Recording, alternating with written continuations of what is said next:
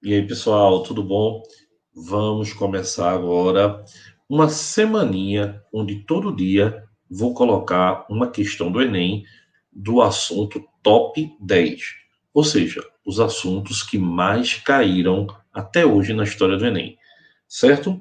A aula de hoje a gente vai começar falando de soluções. Então vamos lá? Vem-se embora. Olha aí, ó, resumão de Química Enem. Legal, né? Pessoal, quando a gente fala de soluções, a gente fala de uma mistura homogênea, ou seja, aquela que tem uma única fase. Então, o que é uma única fase? Quando você olha água e álcool, você percebe a água e o álcool? Não. Você parece só ter ali água ou álcool, né?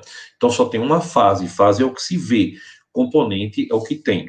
Quando, por exemplo, você está no ar, o ar que está aqui nesse quarto, nessa sala, o ar é uma mistura homogênea de gases. Você consegue ver? Não. Toda mistura de gases, ela é homogênea, tem uma única fase. Então, uma solução é uma mistura homogênea. Como uma mistura, ela tem que ter pelo menos dois componentes, o soluto e o solvente.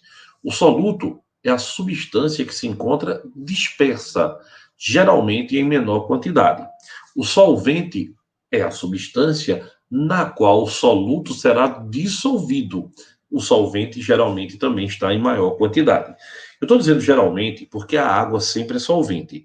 Então, em qualquer solução que eu tenha água, mesmo que ela esteja em menor quantidade, ela será o solvente.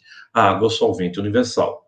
Outro detalhe, quando a gente fala de solução, a gente precisa lembrar do coeficiente de solubilidade, que é a quantidade de soluto capaz de dissolver em um solvente. Então, a solubilidade, pessoal, ela varia com alguns fatores. Por exemplo, a temperatura. A temperatura é o mais importante. Quando o aumento da temperatura provoca o aumento da solubilidade, eu digo que isso é uma dissolução endotérmica. Quando o aumento da temperatura dificulta a solubilidade, isso é uma dissolução exotérmica. Outra coisa, imagine que eu diga que o meu coeficiente de solubilidade para uma substância qualquer, substância X, por exemplo, é de 20 gramas por litro a 25 graus. O que é que ele está lhe dizendo? Ele está lhe dizendo que a 25 graus Celsius, em um litro de solvente, eu posso dissolver até 20 gramas de soluto. Se eu dissolver menos do que 20, a minha solução é insaturada.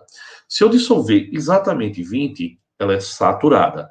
Se eu dissolver mais do que 20, ela é saturada com corpo de fundo. Ah, Gustavo, e a supersaturada? Supersaturada, pessoal, ela passa por um processo. Ela é aquecida até que o soluto dissolva naquela quantidade de solvente. Depois que ele dissolveu pelo aumento da temperatura, você resfria lentamente, mas muito lentamente. Não pode ter nenhuma mexidazinha, você não pode nem soprar dela. Aí ela vai estar na temperatura do coeficiente de solubilidade, mas de forma instável. Se você chegar lá e pim, der uma pancadinha ou soprar, imediatamente ela vai ter o quê? Uma precipitação. Outra coisa que é importante que a gente lembre são as relações das soluções. Por exemplo, como são essas relações? Concentração comum. A concentração comum é a relação entre a massa do soluto e o volume da solução. Ah, você também tem a densidade. A densidade é a relação entre a massa da solução e o seu próprio volume.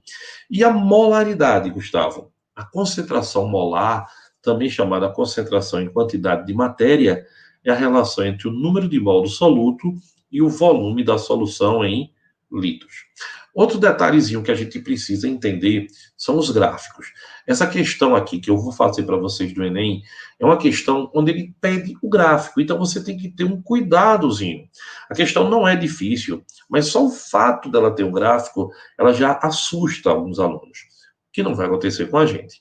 Por exemplo, veja, ele diz assim: o álcool utilizado como combustível automotivo, etanol hidratado, deve apresentar uma taxa máxima de água em sua composição para não prejudicar o funcionamento do motor.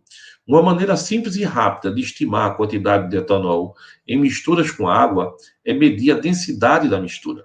O gráfico mostra a variação da densidade da mistura, água e etanol, com a fração percentual da massa do etanol, que ele chamou de FE, dada pela expressão.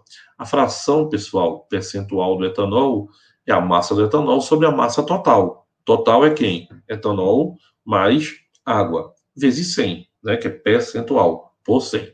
Então, vê bem, aí ele diz, suponha que em uma inspeção de rotina realizada em determinado posto, tenha se verificado que em 50 centímetros cúbicos de álcool combustível tenham massas de 45 gramas. Pessoal, 45 gramas é a massa da solução, 50 o seu volume. Como é que eu acho a densidade? Massa sobre volume. 45, que é a massa da solução, sobre 50, que é seu volume. Então eu sei que a densidade é 0,9. E daí, Gustavo? E daí ele me dá um gráfico. E com esse gráfico, quando a densidade é 0,9, olha aqui, ó, a fração que eu quero é 55. Então, toda vez que a densidade for 0,9, como eu achei lá, a fração é 55 pelo gráfico. Resposta: 55. Você não tinha nem que se prejudicar, nem se preocupar com a questão de gráfico. Entendeu? Então, ela tem mais de uma etapa, já não é uma questão tão fácil, mas dá para a gente resolver com tranquilidade. Concorda comigo?